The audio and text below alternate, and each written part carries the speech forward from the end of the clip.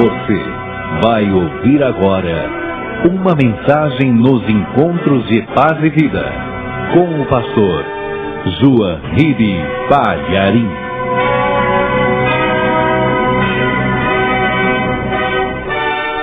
Primeiro livro de Reis, capítulo 3, versículo 24 e o 25, está escrito assim: Disse mais o rei: Trazei-me uma espada. E trouxeram uma espada diante do rei. E disse o rei: Dividi em duas partes o menino vivo, e dai metade a uma e metade a outra. Amém, igreja? Você crê na palavra de Deus? Então vamos dar uma grande salva de palmas para esta palavra. Vamos aplaudir mais. Senhor Deus, envia a tua palavra. Fala com o povo que está aqui na igreja, fala com o povo que vai ouvir pelo rádio. Mas agora, meu Deus, que a tua palavra vá e produza o resultado para o qual está sendo mandada. Fala a cada vida, fala a cada coração, em nome de Jesus. Amém. Diga amém, Jesus. Poder sentar, igreja. Um dia, um moço muito jovem, recém-empossado como rei, tremeu diante da responsabilidade. Ele foi dormir preocupado. Ele falou: como é que eu vou fazer? Eu não tenho experiência de governar, meu pai já está velho, eu vou ter toda essa responsabilidade, como é que eu vou fazer? Então, à noite, ele foi visitado por Deus. E Deus, em sonhos, lhe disse: pede-me o que queres que eu te dê. E este moço, este jovem rei, ele disse: ah, meu Deus, eu sou ainda um menino. Eu me sinto como uma criança diante de um povo tão numeroso e eu não sei me conduzir. Eu não sei entrar, não sei sair, eu não sei governar. Eu não sei o que eu faço. Meu Deus, eu quero te pedir agora um coração entendido, um coração sábio, para que eu possa governar este tão grande povo. E Deus, enternecido, Deus comovido, Deus disse para este jovem rei: como você não me pediu riquezas, como você não me pediu a vida dos teus inimigos, e como você também não me pediu vida longa, mas pedistes sabedoria para governar tão grande povo, então eu farei conforme as tuas palavras. Eu te darei tanta sabedoria que teu igual nunca houve, e nem depois de ti haverá outro rei igual. E também aquilo que você não me pediu, também eu te darei. Eu te darei riquezas e glória como nunca teve outro rei antes de você, e também não haverá teu igual durante os teus dias, nem depois dos teus dias, porquanto pedistes esta coisa. E quando Salomão acordou, e assim se chamava aquele jovem rei, quando ele acordou do sonho, ele viu que tudo tinha sido um sonho. E ele ficou pensativo: eu vi realmente Deus? Será que Deus realmente surgiu para mim? Ou será que foi tudo fruto da minha imaginação? Será que não foi um sonho de barriga cheia? Ou será que Deus realmente me visitou? Porque eu pedi para Deus no sonho que Ele me desse sabedoria. Será que isso aconteceu? E Deus disse que vai fazer de mim um grande rei com muita riqueza. E Deus também disse que se eu guardar a sua palavra e andar no seu caminho, Ele ainda vai me dar longos dias de vida. Ele me dará longevidade. Será que realmente aconteceu? E ele estava sentado no seu trono, meditando sobre essas coisas, pensando: será que Deus apareceu? Ou será que foi fruto da minha imaginação? E o que o ser humano mais quer é a certeza de que Deus está comigo. Eu vou te declarar isto agora com toda a fé do meu coração e com toda a certeza. Meu amado, minha amada, você que está me ouvindo aqui nesta igreja e você que está me ouvindo aí na sua casa, você que está me escutando na sua casa, eu vou te declarar isto agora. Deus fez um planejamento tão grande. Deus cuidou dos pequenos detalhes para que pudesse ter uma palavra com você no dia de hoje e exatamente neste momento. Então eu não quero que você fique pensando, será que Deus está comigo? Será que Deus me visitou? Será que Deus está comigo? Ou será que é fruto da minha imaginação? Não, você não está sonhando, você não está imaginando. Deus realmente está contigo e você vai ter uma prova poderosa de que o Senhor está te abençoando. Por mais que você medite, por mais que você pense, você vai ter a certeza de que Deus está contigo. O rei Salomão não sabia o que Deus estava preparando para lhe provar que ele havia recebido sabedoria. E a sabedoria seria o primeiro sinal visível das demais bênçãos, riqueza, glória e muito poder. Salomão ficou pensando no seu trono. Porém, 3 dias antes de Salomão sonhar, 3 dias antes de Deus lhe aparecer, veja como Deus já estava trabalhando os acontecimentos.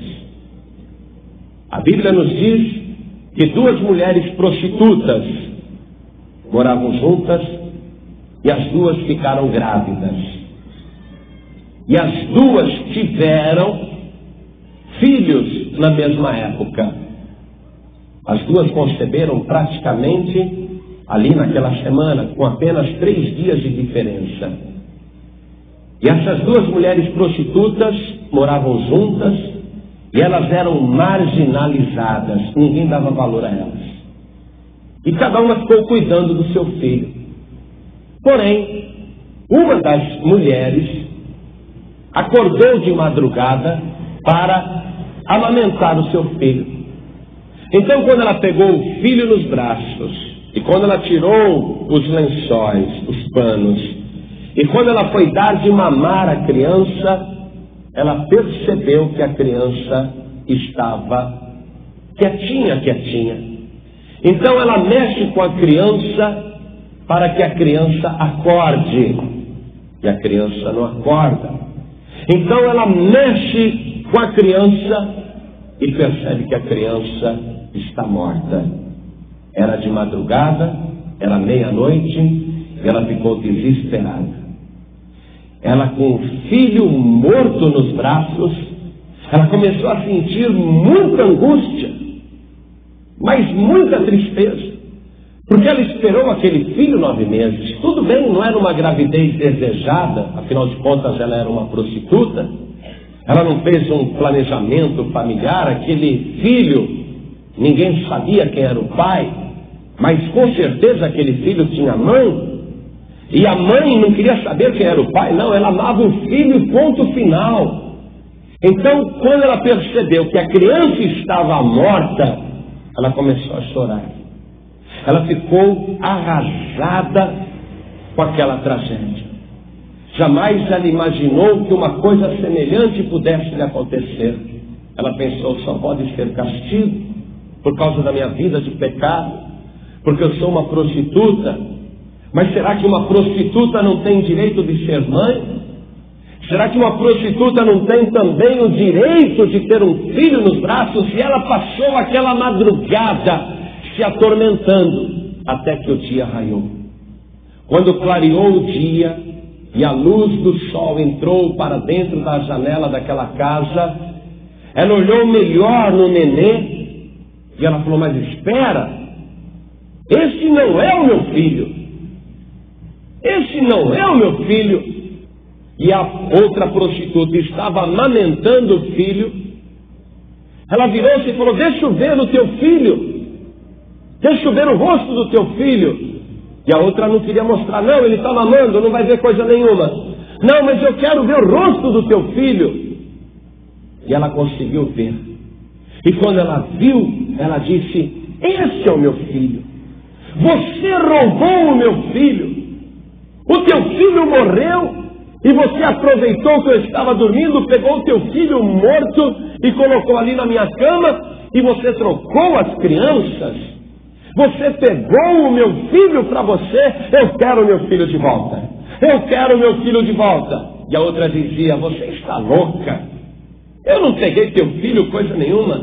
O teu filho morreu, azar o seu. O meu está vivo. Não, você está mentindo, você pegou meu filho, o teu filho é o morto, olha a cara dele, não parece comigo, ele parece com você, esse é o teu filho. Não, mas todo neném é igual, não venha dizer isso, todo neném é igual, esse é o meu filho, o vivo é meu filho. E ficou nessa discussão. Estas duas prostitutas, elas foram até a presença do rei Salomão. E o rei Salomão estava no seu trono, pensando naquele sonho. Será que Deus me visitou mesmo? Será que Ele me concedeu sabedoria? Então, nesse exato momento, entram as duas prostitutas na sala do trono do rei Salomão. Por aí você vê que democracia que havia no reinado de Salomão. Você vê a sinceridade de Salomão quando ele disse: meu Deus, eu quero sabedoria para governar e julgar este grande povo. Ele estava disposto realmente a atender o povo. Veja, duas mulheres prostitutas entram na sala do rei, o homem mais importante da nação. Quando nós sabemos que até nos dias de hoje, mesmo com todo o progresso, a prostituta é uma mulher marginalizada. A prostituta, ela mal tem direito de visitar a própria família, porque a família rejeita. Veja só, essas duas mulheres, sendo da vida, sendo marginalizadas, elas tinham acesso ao trono do rei. Puderam ir lá, levar aquela causa. Interromperam a meditação do rei Salomão. Entraram diante do rei. Veja, o homem mais importante do país, as duas estão lá. Democracia total no reinado de Salomão. Então o rei Salomão disse: o que está acontecendo? Uma chorava e a outra segurava o neném nos braços. E aquela que estava sem o neném nos braços disse: rei, me acorde, porque eu e esta mulher somos prostitutas. Nós moramos juntas na mesma casa. E nós duas ficamos grávidas no mesmo tempo. E eu tive o meu filho antes do que ela. 3 dias depois, ela também teve o seu filho. E nós estávamos as duas, somente nós duas dentro de casa. Não havia mais ninguém. E eu conheci o meu filho e ela conhecia o filho dela. Mas sabe o que aconteceu, rei? Quando eu levantei à meia-noite para dar de mamar ao meu nenê, o meu nenê estava morto. Mas quando o dia amanheceu, eu olhei melhor no rosto do meu filho morto e eu vi que não era o meu filho. Este morto é o filho dela. O que esta mulher fez? Ela se aproveitou enquanto eu dormia e trocou os bebês. Ela deve ter deitado em cima do bebê dela, o bebê morreu sufocado. Então ela trocou, ela pegou o bebê morto, colocou nos meus braços enquanto eu dormia e pegou o vivo para ela. Quando a mulher disse isso, a outra que estava com o neném nos braços disse: não, rei, ela está mentindo. Ela está mentindo. O filho morto é o dela e o meu é o vivo. E aí começou a discussão na frente do rei Salomão. E ele tinha pedido sabedoria a Deus. Naquela época, não havia exame de DNA, porque se fosse hoje era fácil.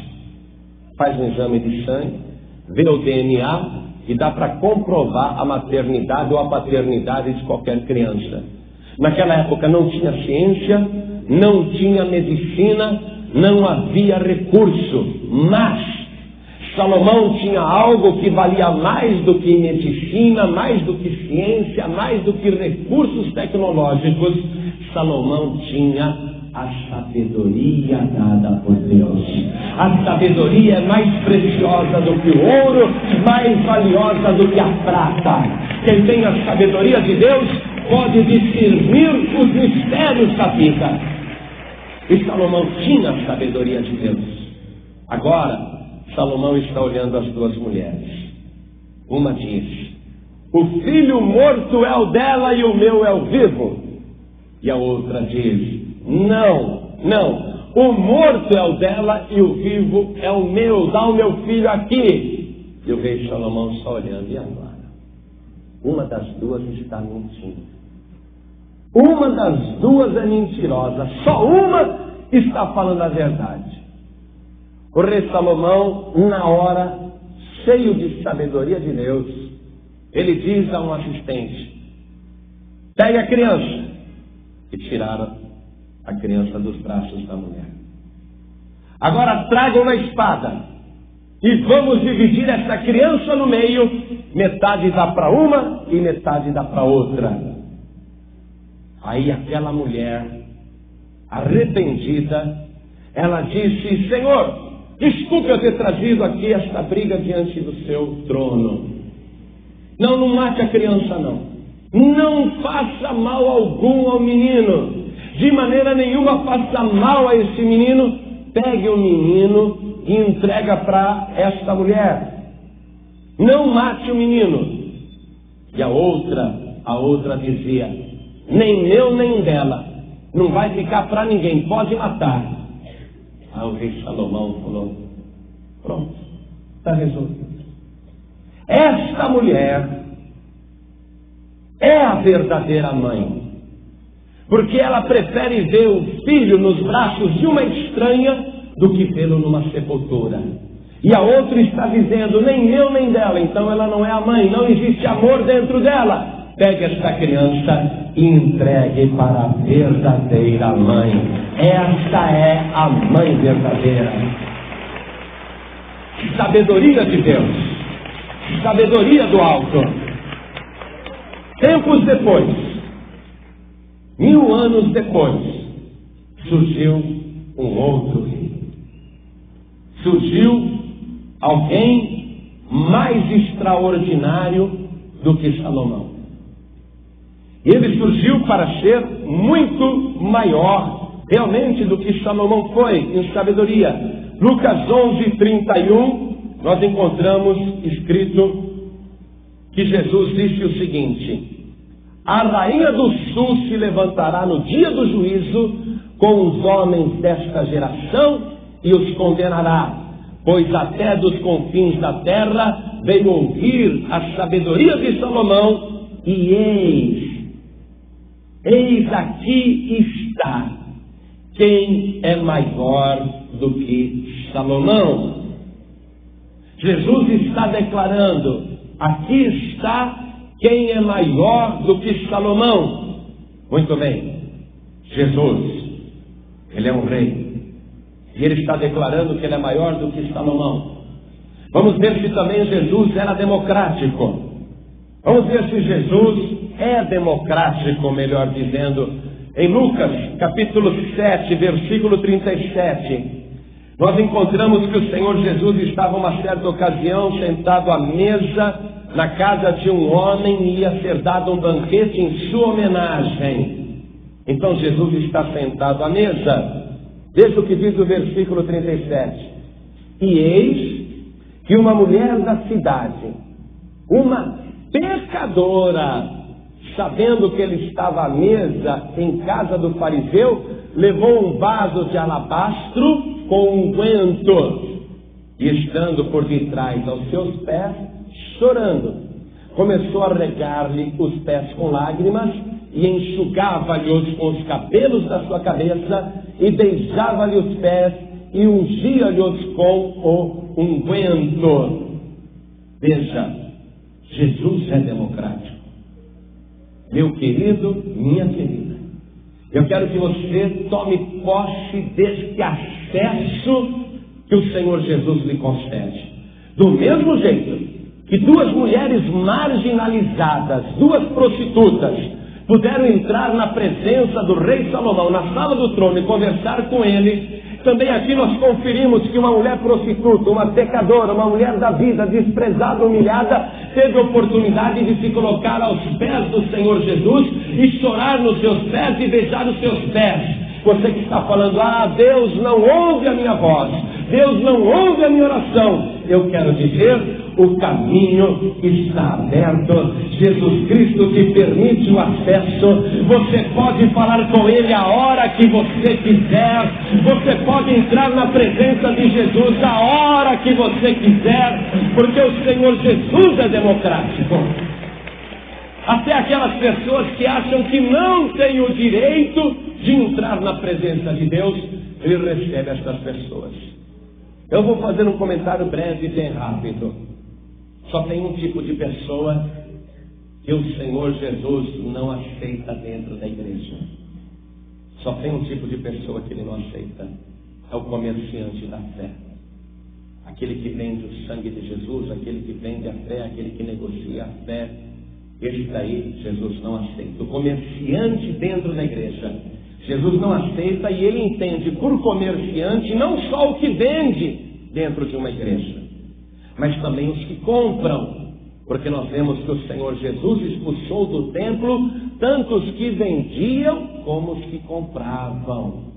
Esse é o único tipo de pessoa que o Senhor Jesus não aceita. Ele faz um chicote e põe para correr. E hoje está lamentável o que você vê de comércio nas igrejas, o que você vê de comércio dentro da casa do Senhor, é realmente uma coisa revoltante. É bingo, é rifa, quermesse. As igrejas estão realmente fora do rumo, fora da vontade de Deus. Eu não digo todas, mas a maior parte está realmente comercializando dentro da casa de Deus. Não é permitido. Não é permitido nem cantina, nem restaurante, nem lanchonete, nem livraria, nem discoteca, nem boutique, e muito menos açougue, como muitas igrejas já abriram açougue, porque eles falam assim, ao invés de comprar carne lá do ímpio, compra aqui na igreja. Eles falam assim. Tem igrejas que colocaram mostruários de terno bem na entrada, e o pastor sempre avisa, ao invés de você comprar na loja do ímpio, compra aqui na igreja. E eles dão a desculpa de que é para ajudar a igreja. Jesus não precisa dessa ajuda, porque Ele é o dono da prata e do ouro. E Ele disse, a minha casa será sempre chamada casa de oração e não um covil de ladrões. Mas qualquer outra pessoa, olha, o traficante pode buscar o Senhor Jesus. O bandido pode procurar o Senhor Jesus. O criminoso pode procurar o Senhor Jesus. O jogador pode procurar o Senhor Jesus. A prostituta pode procurar o Senhor Jesus. O homossexual pode procurar o Senhor Jesus, porque o Senhor Jesus está de braços abertos esperando por você. Ele diz, vinde a mim, todos vós que estáis cansados e oprimidos, e eu vos aliviarei. Jesus é democrático.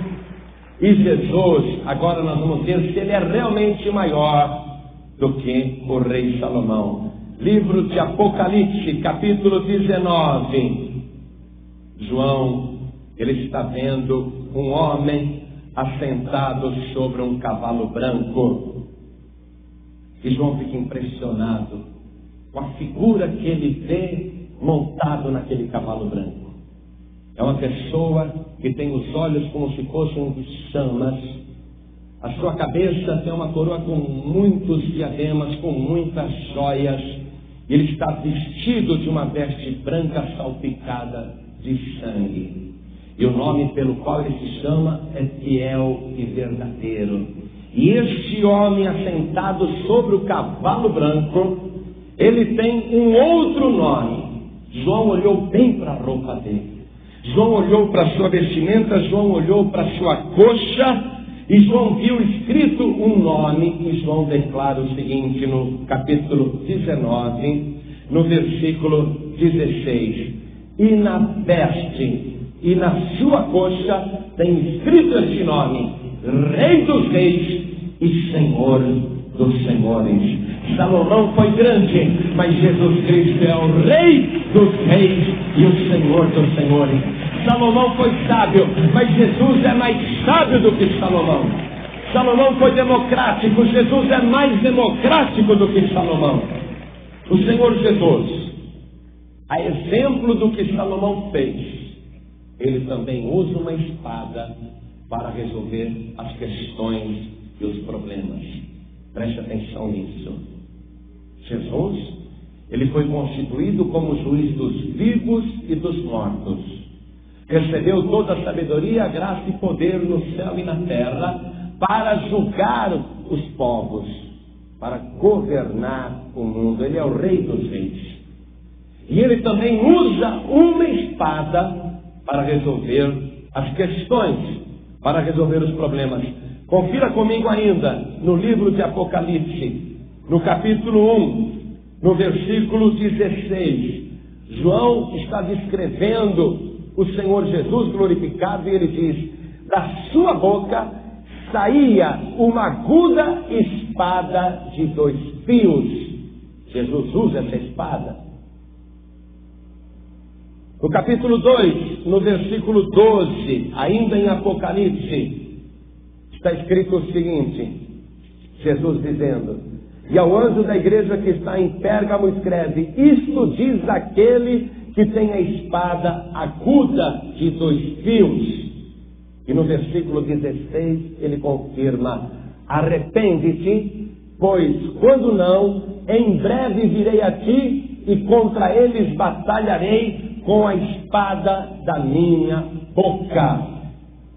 Igreja, o Senhor Jesus, o Rei dos reis e o Senhor dos senhores, ele não usa arco ou flecha, ele não usa escudo, nem canhão, nem metralhadora e nenhuma outra arma.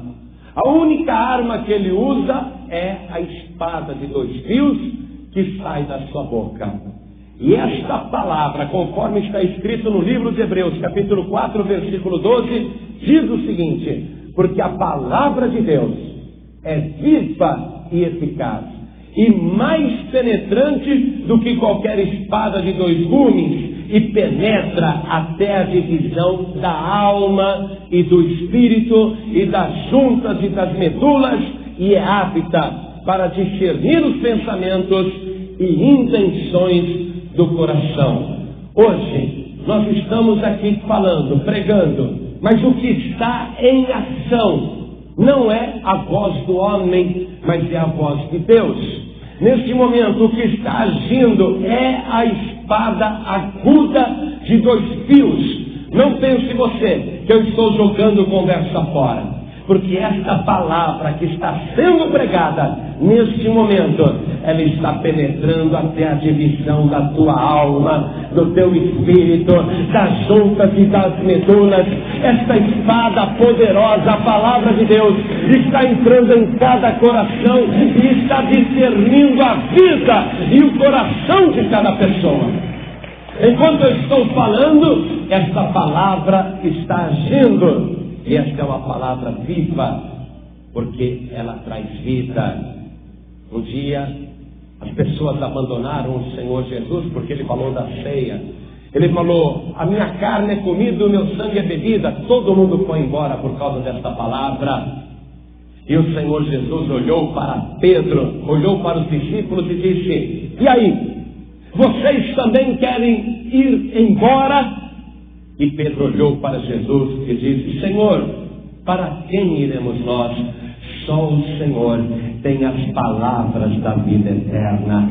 Só o Senhor Jesus tem a espada de 2 fios. Só o Senhor Jesus tem a palavra que é espírito e vida.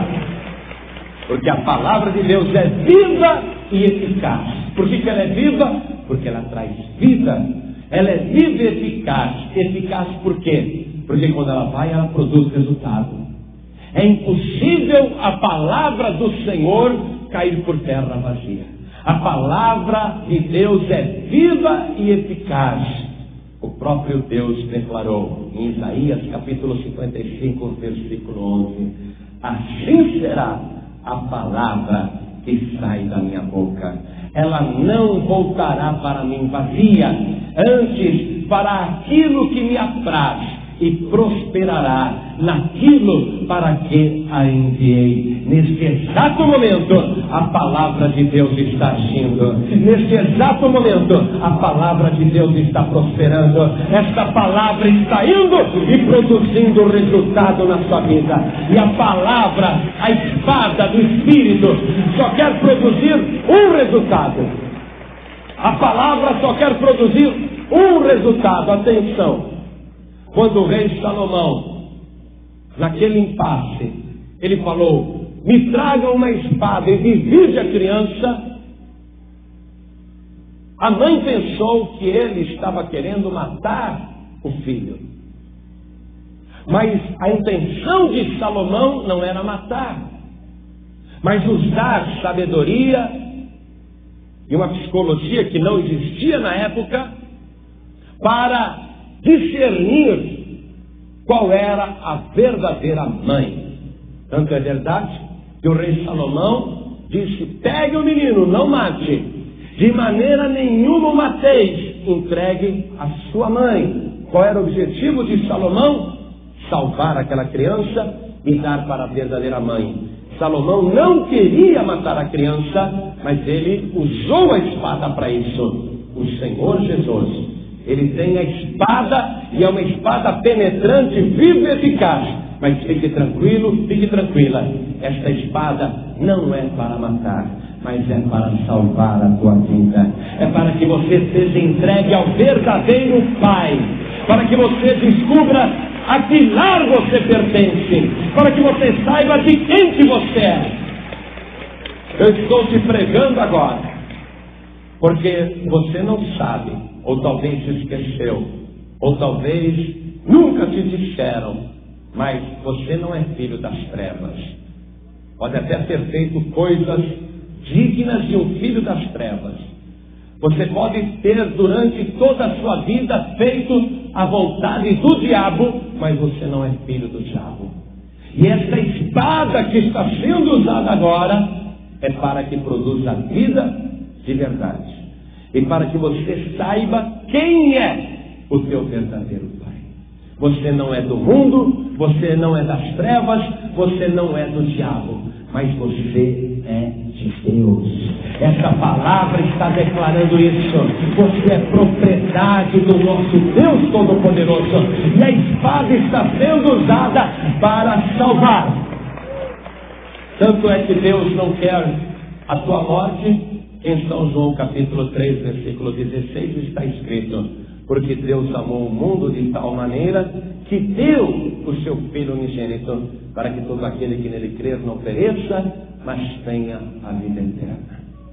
Na primeira carta aos Coríntios, capítulo 11, versículo 24, ali você vê o Senhor Jesus partindo o pão e distribuindo aos discípulos, dizendo: tomai e comei, isto é o meu corpo que é partido por vós. A única pessoa que até agora morreu para produzir vida foi o Senhor Jesus. E ele mesmo partiu o seu corpo. Salomão queria partir a criança na metade, simbolicamente, lógico, para descobrir quem realmente tinha direito sobre aquela criança, e ele descobriu. O Senhor Jesus, ele não foi poupado, não. Ele foi partido. E ele sabia disso quando partiu o pão e ele deu um pedacinho para cada um dos seus discípulos. Amado, medite comigo. Quando aquelas duas mulheres foram discutir a causa na frente do rei Salomão, nenhuma delas queria ficar com o morto, com o filho morto, correto? Porque cada uma delas queria o filho vivo. Então uma dizia para a outra: não, o morto é seu. E a outra falava: não, o morto é seu e o vivo é meu. Não, o vivo é meu e o morto é seu. Por quê? Porque ninguém quer a morte, ninguém quer o morto. E tem muita gente vivendo com um Deus morto, um Deus que já apodreceu, Um Deus morto que não pode fazer nada, que não pode salvar, que não pode curar, que não pode livrar. Mas nós aqui estamos anunciando não o morto, mas o vivo, o Deus vivo e verdadeiro, aquele Deus que salva, aquele Deus que cura, aquele Deus que liberta, aquele Deus que prospera, aquele Deus que transforma. Ninguém quer o morto, todo mundo quer o vivo. Salomão falou: vou partir a criança na metade e dou metade para cada um. Nenhuma das mães queriam o filho morto, mas o vivo. Nós temos na pessoa do Senhor Jesus o filho morto e o filho vivo. E não adianta você querer só o vivo, porque o vivo está glorificado, recebeu todo o poder no céu e na terra, mas é o morto, atenção, é o morto que fez o sacrifício na cruz do Calvário. Não adianta você querer só o vivo.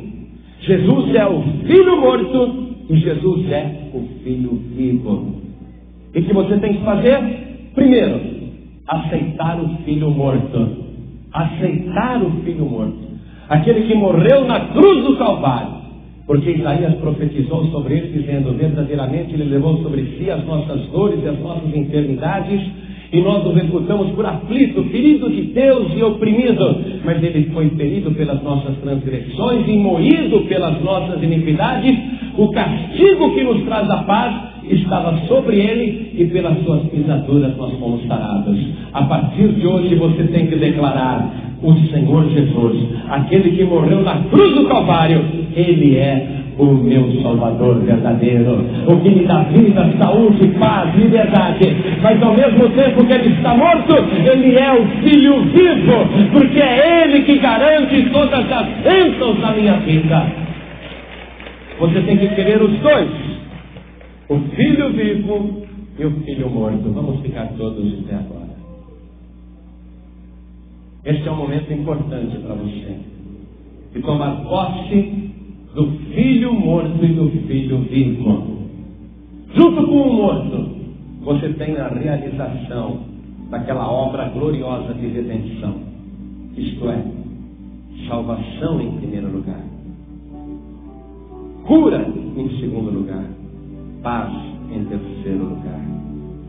No Filho morto, você tem vida. Estranho isso, mas é verdade. É no morto que você tem a vida, porque ele foi a única pessoa que morreu para dar vida e vida de verdade. Então tem que aceitar o morto, tem que aceitar Jesus morto ali. Senhor, eu sei que tu morreste na cruz pelos meus pecados, então tem que aceitar aquele Cristo morto. Mas a sepultura não pôde detê-lo. 3 dias, preste atenção, 3 dias depois de morto, Jesus ressuscitou. Qual foi o relato daquelas 2 mulheres para Salomão? Eu tive o meu filho, e 3 dias depois esta mulher também teve o seu filho. Um era morto e o outro era vivo. Veja, 3 dias depois, Jesus morreu na sexta-feira. Ele está morto, mas 3 dias depois ele ressuscitou dos mortos. O Filho está vivo. Agora sim você pode tomar posse da bênção completa: o Filho morto e o Filho vivo. Quantas pessoas aqui nesta manhã querem receber o Filho morto e o Filho vivo numa só pessoa? Quantos hoje querem receber Jesus como Senhor, Rei dos Reis e Salvador da sua vida?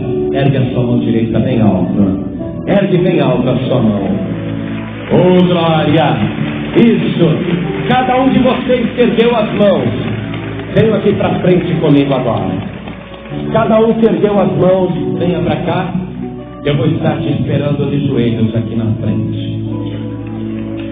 Pastor, eu preciso deste filho morto para ter vida, saúde, para ter paz.